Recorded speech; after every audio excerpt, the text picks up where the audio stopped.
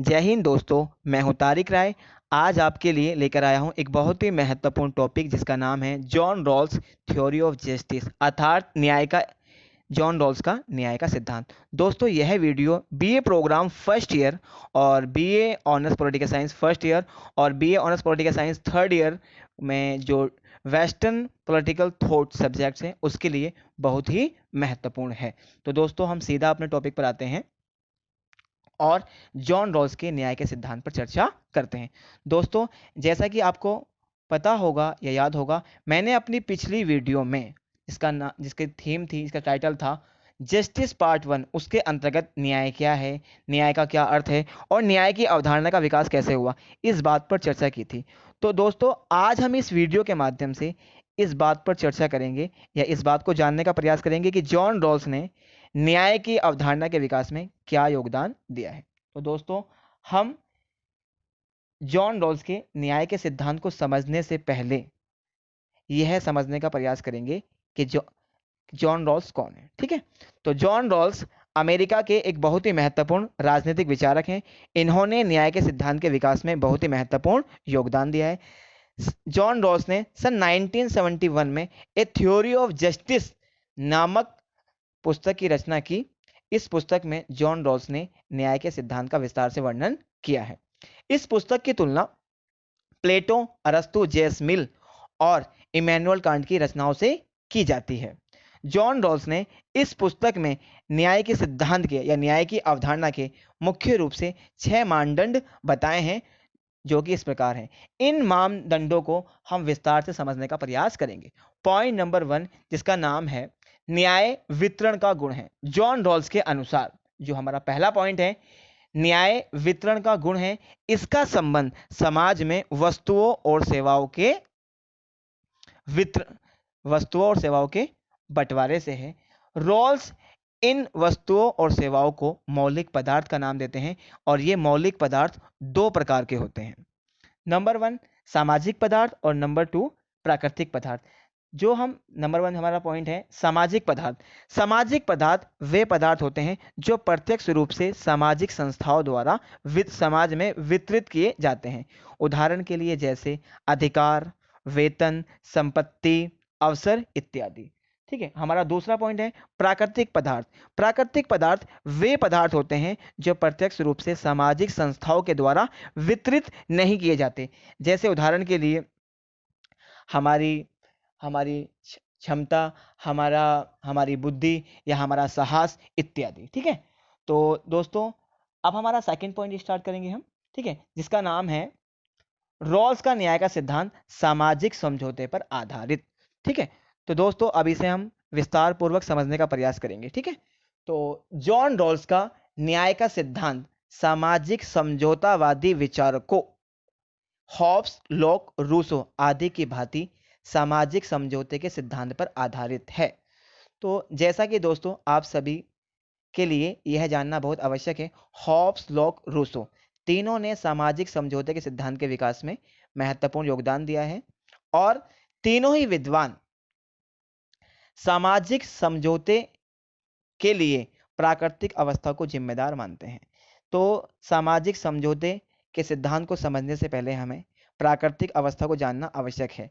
Hobbs, lock और Rousseau ने तीनों ने ही प्राकृतिक अवस्था के बारे में अपनी अपनी अलग विचार दिए हैं या अलग अलग मत रखे हैं, परंतु तीनों ही विद्वानों का यह मानना था कि प्राकृतिक अवस्था में कुछ ना कुछ कठिनाइयां मौजूद थी, जिन्हें दूर करने के लिए समाज के सभी लोगों ने मिलकर एक समझौता किया और उस समझौते को हम सामाजिक समझौते के नाम से जानते हैं। और उस समझौते के परिणाम स्वरूप एक संस्था का निर्माण किया गया जिसे हम राज्य कहते हैं। राज्य की उत्पत्ति सामाजिक समझौते के द्वारा की गई है। और राज्य को लोगों ने क्यों बनाया? ताकि राज्य उनके अधिकारों और संपत्ति की रक्षा कर सके और इसके साथ साथ उन्हें न्याय प्रदान करा सके। ठीक है, परंतु जॉन रॉल्स अपने न्याय के सिद्धांत के अंतर्गत जो सामाजिक समझौते के सिद्धांत का सहारा लेता है वह सामाजिक समझौते के सिद्धांत के द्वारा किसी राज्य का निर्माण करना नहीं चाहता, बल्कि वो एक ऐसे न्यायपूर्ण समाज की स्थापना करना चाहता है जिसमें सभी लोगों को सामाजिक न्याय प्राप्त हो सके। ठीक है दोस्तों, तो अब हमारा तीसरा पॉइंट, जो सबसे महत्वपूर्ण पॉइंट है इस न्याय के सिद्धांत का, जिसका नाम है अज्ञानता का पर्दा, जिसे हम बोलते हैं इंग्लिश में विल ऑफ इग्नोरेंस। ठीक है दोस्तों, जॉन रॉल्स ने न्याय के नियमों का पता लगाने के लिए एक मूल स्थिति की कल्पना की है, जिसके अंतर्गत कुछ व्यक्ति अज्ञानता के पर्दे के पीछे बैठे हुए हैं और वह व्यक्ति अपनी अपनी आवश्यकताओं, अपने अपने हितों, अपनी अपनी योग्यताओं और अपनी अपनी वास्तविकताओं से बेखबर हैं। और जॉन रॉल्स का यह मानना है ऐसे व्यक्ति जो अज्ञानता के पर्दे के पीछे बैठे हुए हैं, वो न्याय के जो भी नियम बनाएंगे वह संपूर्ण समाज के लिए क्या होंगे, लाभदायक होंगे और संपूर्ण समाज के हित में होंगे। परंतु अगर हम बात कहें कि जॉन रॉल्स के जो अज्ञानता के पर्दे के पीछे व्यक्ति बैठे हुए हैं वह पूर्ण रूप से अज्ञानी नहीं है, हम ये कह सकते हैं उनके पास क्या है, एक तरीके से हम कह सकते हैं वैकल्प, एक तरीके से सेलेक्टिव ज्ञान है, उनके पास क्या है, सेलेक्टिव नॉलेज है। मतलब वो कुछ चीज़ों से तो बिल्कुल बेखबर हैं, जैसे उनकी आवश्यकताएं क्या हैं, उनके हित क्या हैं, उनकी योग्यताएं क्या हैं, परंतु कुछ चीज़ों के बारे में उनके पास ज्ञान भी है, जैसे न्याय के नियमों की स्थापना कैसे करनी है, न्याय के कैसे नियम बनाने हैं, उन्हें कुछ चीज़ों के बारे में नॉलेज भी है। इसीलिए हम अज्ञान के पर्दे की जगह उनके लिए एक अलग वर्ड यूज कर सकते हैं, जिसे हम बोल सकते हैं सेलेक्टिव नॉलेज या सेलेक्टिव ज्ञान। ठीक है दोस्तों, और हमारा इसमें फोर्थ पॉइंट जो है वो काफी महत्वपूर्ण है, जिसका नाम है न्याय का स्वतंत्रता व समानता के साथ संबंध। तो दोस्तों, तीसरे पॉइंट को समझने के बाद अब हम यह समझने का प्रयास करेंगे कि न्याय का स्वतंत्रता व समानता के साथ गहरा संबंध है। जिस समाज में समानता व स्वतंत्रता मौजूद नहीं होती, उस समाज में हम न्याय की कल्पना भी नहीं कर सकते हैं। तो दोस्तों, न्याय का सिद्धांत सिर्फ व्यक्तियों को ही आपस में नहीं जोड़ता है, बल्कि वह सिद्धांतों को भी आपस में जोड़ता है। जॉन रॉल्स का यह विचार है कि अज्ञानता के पर्दे के पीछे बैठे जो विवेकशील व्यक्ति न्याय के नियम बनाएंगे, वो न्याय के दो सिद्धांतों को चुनेंगे।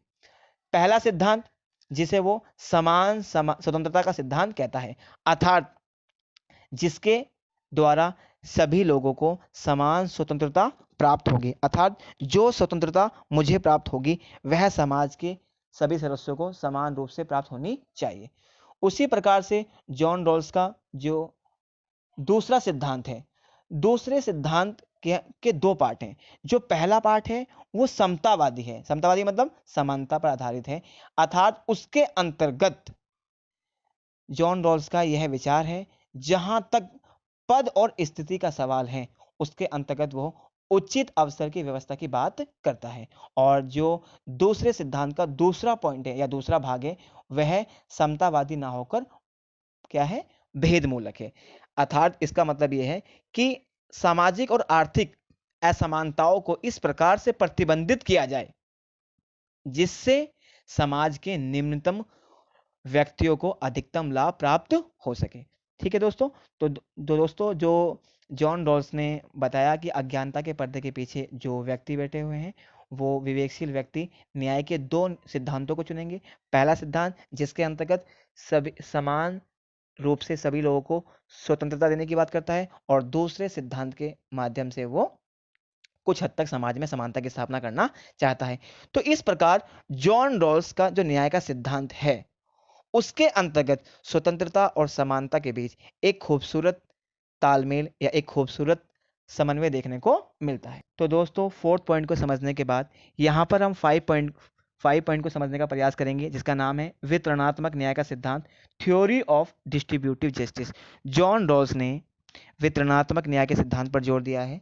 वितरणात्मक न्याय का संबंध पद प्रतिष्ठा और धन संपदा के वितरण से है। इसका मूल सिद्धांत यह है कि समान लोगों के साथ समान व्यवहार किया जाए और असमान लोगों के साथ असमान व्यवहार किया जाए। दोस्तों, यहाँ पर मेरा कहने का तात्पर्य यह है कि समाज में हम सभी लोगों के साथ समानता का व्यवहार करके कभी भी एक न्यायपूर्ण समाज की स्थापना नहीं कर सकते हैं, क्योंकि समाज में सभी लोग समान नहीं हैं।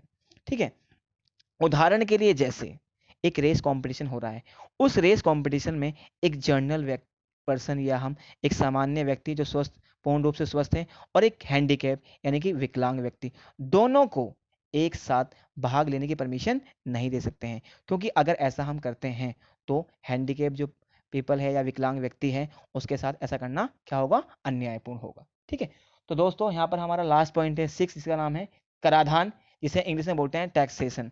दोस्तों जॉन रॉल्स का यह विचार है कि राज्य को समाज के संपन्न वर्गों से कर के रूप में या टैक्स के रूप में संपत्ति लेकर उसे समाज के निर्धन और निम्न वर्गों के बीच में बांट देना चाहिए, ताकि कुछ हद तक समानता की स्थापना की जा सके।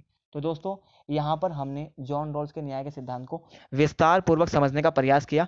अब हम जॉन रॉल्स के न्याय के सिद्धांत की आलोचनाओं पर चर्चा करेंगे। ठीक है, तो दोस्तों वैसे तो जॉन रॉल्स का न्याय का सिद्धांत अपने आप में एक बहुत ही महत्वपूर्ण और अनोखा सिद्धांत है, परंतु इसके बावजूद जॉन रॉल्स के न्याय के सिद्धांत की विभिन्न विद्वानों द्वारा विभिन्न आधारों पर आलोचना की गई है, जो कि इस प्रकार है। नंबर 1, उदारवादी विद्वानों द्वारा या उदारवादी विचारकों द्वारा जॉन रॉल्स के न्याय के सिद्धांत की इस आधार पर आलोचना की गई है कि जॉन रॉल्स का अज्ञानता के पर्दे का सिद्धांत गलत है, क्योंकि जॉन रॉल्स अज्ञानता के पर्दे के पीछे बैठे व्यक्ति को जितना भोला और सीधा मानता है, असल में वो उतना सीधा और भोला नहीं है। उदारवादी या उदारवाद एक व्यक्तित्व केंद्रित विचारधारा है, जो व्यक्ति को एक विवेकशील कर्ता मानते हुए यह कहती है या इस बात पर जोर देती है कि व्यक्ति के अंदर इतनी सलाहियत है कि वह अपने विकास और अपने न्याय के सिद्धांतों का विकल्प या निर्माण खुद या स्वयं कर सकता है। सेकंड पॉइंट, समुदायवादी। जॉन रॉल्स के न्याय के सिद्धांत की एक अन्य महत्वपूर्ण आलोचना समुदायवादी विचारकों द्वारा की गई है, जिसमें मुख्य रूप से चार्ल्स टेलर, माइकल सैंडल और माइकल वॉल्जर मुख्य रूप से प्रमुख हैं। समुदायवादी विचारकों को इस विचार पर आपत्ति है कि पूर्ण की इस विचार पर आपत्ति है कि अपने सामाजिक, आर्थिक और सांस्कृतिक परिवेश से पूर्ण रूप से अलग रहने वाले व्यक्ति संपूर्ण समाज के लिए न्याय के नियमों का निर्माण कैसे कर सकते हैं। इसी प्रकार न्याय के सिद्धांत जॉन रॉल्स के न्याय के सिद्धांत की एक अन्य महत्वपूर्ण आलोचना नारीवादी विचारकों द्वारा की गई है। प्रसिद्ध नारीवादी विचारक सुसेन मॉलर ओकिन ने अपनी पुस्तक gender justice and the family के अंतर्गत जॉन रॉल्स के न्याय के सिद्धांत की इस आधार पर आलोचना की है कि जॉन रॉल्स ने अपने न्याय के सिद्धांत के अंतर्गत परिवार की आंतरिक स्थिति और महिलाओं की भूमिका पर कोई ध्यान केंद्रित नहीं किया है। इसलिए जॉन रॉल्स का न्याय का सिद्धांत अपने आप में अधूरा है, इसकी पुनः व्याख्या की जानी चाहिए और इसमें महिलाओं के अनुभव को भी शामिल किया जाना चाहिए। ठीक है, और फोर्थ पॉइंट की जब हम बात करते हैं कि जॉन रॉल्स के न्याय के सिद्धांत की एक अन्य महत्वपूर्ण आलोचना इच्छा स्वतंत्रतावादी विचारक रॉबर्ट नोजिक द्वारा की गई है। रॉबर्ट नोजिक मुक्त बाजार अर्थव्यवस्था के समर्थक हैं और पूंजीवादी व्यवस्था की स्थापना करना चाहते हैं, और वे राज्य की कल्याणकारी नीतियों को सीमित करना चाहते हैं। रॉबर्ट नोजिक न्यूनतम कर प्रणाली वाली व्यवस्था के पक्ष में है। उनका यह विचार है कि आवश्यकता से अधिक कर लगाना बेकार के समान है। और दोस्तों ये हमारी जितनी भी आलोचनाएं जॉन रॉल्स के न्याय के सिद्धांत की थी, उन पर हमने चर्चा की। अब हम अपने निष्कर्ष पर पहुंचते हैं या हम कंक्लूजन पर पहुंचते हैं। तो दोस्तों जॉन रॉल्स के न्याय के सिद्धांत का व्यापक रूप से आलोचनात्मक मूल्यांकन करने के बाद हम अंत में यह कह सकते हैं कि इन तमाम आलोचनाओं के बावजूद भी जॉन रॉल्स के न्याय के सिद्धांत के महत्व से इनकार नहीं किया जा सकता है। जॉन रॉल्स ने न्याय के सिद्धांत के विकास में बहुत ही महत्वपूर्ण योगदान दिया है। जॉन रॉल्स न्याय के सिद्धांत के माध्यम से एक ऐसे न्यायपूर्ण समाज की स्थापना करना चाहते हैं जिसमें सभी नागरिकों को समानता और स्वतंत्रता प्राप्त हो सके। तो दोस्तों आज के लिए बस इतना ही। यदि आपको मेरी वीडियो पसंद आई हो और अभी तक आपने मेरे चैनल को सब्सक्राइब नहीं किया है तो प्लीज़ आप मेरे चैनल को सब्सक्राइब कीजिए, लाइक कीजिए, शेयर कीजिए और मेरी नेक्स्ट वीडियो के नोटिफिकेशन के लिए वेट कीजिए। Thank you very much.